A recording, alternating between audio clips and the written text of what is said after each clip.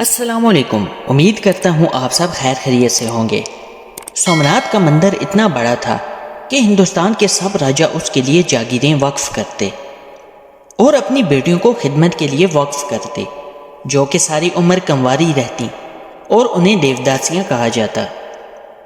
ہر وقت 20 برہمن پوجا پاٹ کے لیے حاضر ہوتے اور 500 گانے بجانے والی خوبصورت عورتیں اور 300 ملازم ہوتے۔ سومناتھ کے بت کی چھت 56 ستونوں پر قائم تھی۔ وہاں مصنوعی یا سورج کی روشنی کا بندوبست بالکل بھی نہیں تھا، بلکہ حال کی کندیلوں میں جڑے اعلیٰ درجے کے جواہرات روشنی مہیا کرتے تھے۔ اللہ کے دلاور سلطان محمود غزنوی بت شکن نے سونے اور چاندی کے چھوٹے چھوٹے بتوں کو روندنے کے بعد بادشاہ بت کے سامنے جا کھڑے ہوئے۔ یہ بت 6 فٹ زمین کے اندر اور 9 فٹ زمین سے بلند تھا۔ اسی دوران شہر کے معزز سمجھے جانے والے ہندوؤں نے منہ مانگی مال و دولت کی پیشکش کی کہ سومناتھ کے بادشاہ بت کو نہ توڑا جائے، اس کے بدلے جتنی دولت چاہیں لے لیں۔ تو سلطان محمود غزنوی کے دیسی دانشوروں نے مشورہ دیا کہ پتھر کو توڑنے کا کیا فائدہ، جبکہ مال و دولت مسلمان کے کام آئے گی۔ دیسی دانشوروں کی بات سن کر کہا کہ اگر میں نے تمہاری بات مان لی تو دنیا اور تاریخ مجھے بت فروش کہے گی، جبکہ میری چاہت یہ ہے کہ دنیا اور آخرت میں مجھے محمود بت شکن کے نام سے پکارا جائے۔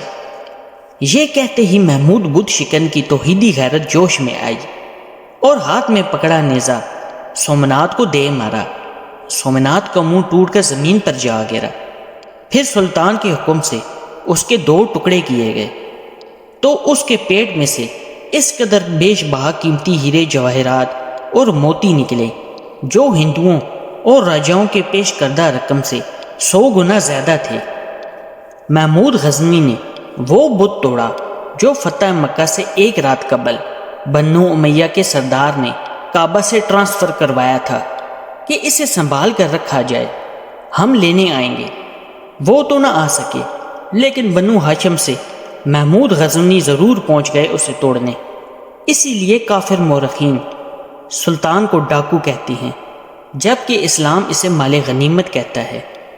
یاد رکھیے، غیرت مند مسلمان بت شکن ہے، بت فروش نہیں۔ بت شکن سلطان محمود غزنوی رحمۃ اللہ علیہ وہ ہستی ہے۔